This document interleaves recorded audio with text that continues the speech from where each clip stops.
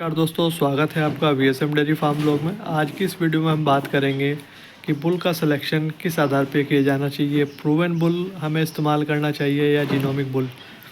दोस्तों, कुछ समय पहले, कुछ दशकों पहले जो बुल का सिलेक्शन का तरीका था वो बिल्कुल ट्रेडिशनल था। हम बुल की माँ और बाप के आधार पे, दादी के आधार पे बुल का सिलेक्शन करते थे। इसके अलावा हमारे पास कोई डाटा नहीं होता था। उस तरीके का जो सिलेक्शन का सिस्टम था उसमें कई बार कुछ बुल अच्छा प्रोजेनी प्रोड्यूस करते थे और कुछ की प्रोजेनी जो है वो अच्छा परफॉर्म नहीं करती थी, तो उससे किसानों को बहुत बड़ा लॉस होता था। जैसा कि आज के टाइम में मुर्रा बुल्स के लिए होता है कि उनकी माँ और दादी के आधार पे ही बुल का सिलेक्शन किया जाता है।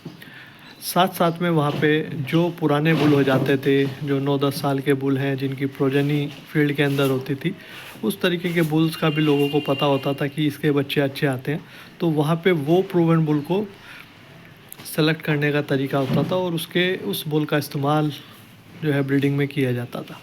जैसे जैसे समय बदला, चीज़ें बदलने लगी, जीनोमिक टेस्टिंग आ गई, डीएनए टेस्टिंग आ गई, तब जन्म हुआ, विस्तार में आया है जीनोमिक बुल।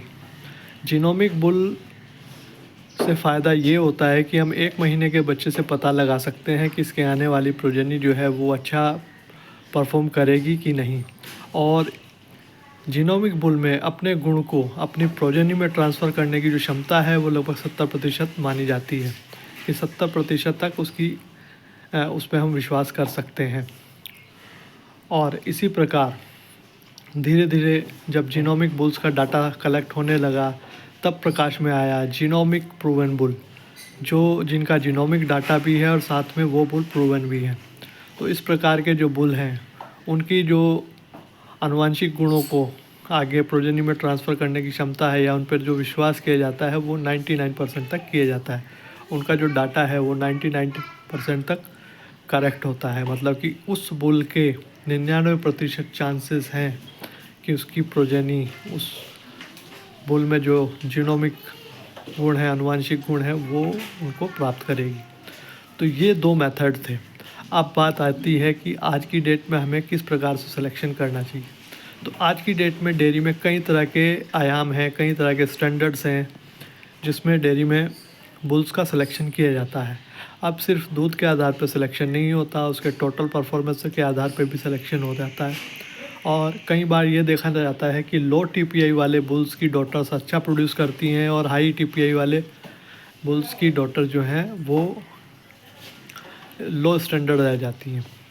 तो यहाँ पे जब हम बुल का सेलेक्ट करते हैं तो हमें प्रूवन बुल को सेलेक्ट करना चाहिए, या जो डेयरी फार्म ऐसे स्टैंडर्ड पे हैं, ऐसे ऐसे आयाम पे हैं कि वो पैक होना उनके लिए पॉसिबल नहीं है, तो वहाँ पे उनको प्रूवन बुल का इस्तेमाल करना चाहिए। लेकिन प्रूवन जो बुल हैं आज की डेट में वो काफ़ी महंगे हैं, उनके सीमेंट काफ़ी महंगे आते हैं और ख़ास तौर से उनके सेक्सल सीमेंट। तो जिन किसान भाइयों का बजट कम है वो लोग जीनोमिक बुल के साथ अपनी ब्रीडिंग को आगे जारी रख सकते हैं। जीनोमिक बुल की भी जो उनका जो उन पे हम विश्वास कर सकते हैं वो 70% तक कर सकते हैं, और जीनोमिक बुल ही आगे जाके उनमें से ही कुछ बुल प्रूवन बनते हैं। तो इंडिया के अंदर जीनोमिक बुल तो भरे पड़े हैं, एबीएस के भी हैं, एसएचजी के भी हैं, और जो कंपनियां हैं वर्ल्ड वाइड, सीआरवी, सीआरआई, इनके भी जीनोमिक बुल भी आते हैं। साथ साथ इन बुल्स के प्रूवन बुल भी हैं। प्रूवन बुल के लिए अगर मैं बात करूं तो वर्ल्ड वाइड शायद प्रूवन बुल का डाटा देता है, सीआरवी, सीआरआई प्रूवन बुल के डाटा के साथ अपने बुल को लॉन्च करता है। एबीएस भी अभी कुछ नए प्रूवन बुल लाने की तैयारी में है जो जल्दी ही रिवील हो जाएंगे। और एसएचजी के पास अभी इस तरीके का कोई डाटा अवेलेबल नहीं है, लेकिन जो उसके फील्ड में रिज़ल्ट हैं, जो डेनमार्क के कुछ बुल आए थे और कुछ पुराने बुल हैं, उन बुल के सीमेंट को आप इस्तेमाल कर सकते हैं एज ए प्रूवन बुल। तो आज की वीडियो में इतना ही। उम्मीद है कि आप अच्छे से इस वीडियो को समझ गए होंगे और आपको जीनोमिक और प्रूवन बुल को सेलेक्ट करने में आसानी होगी। दोस्तों, इस वीडियो में इतना ही। वीडियो पसंद आए तो लाइक करें, शेयर करें, सब्सक्राइब करें। मिलते हैं नेक्स्ट वीडियो में। धन्यवाद।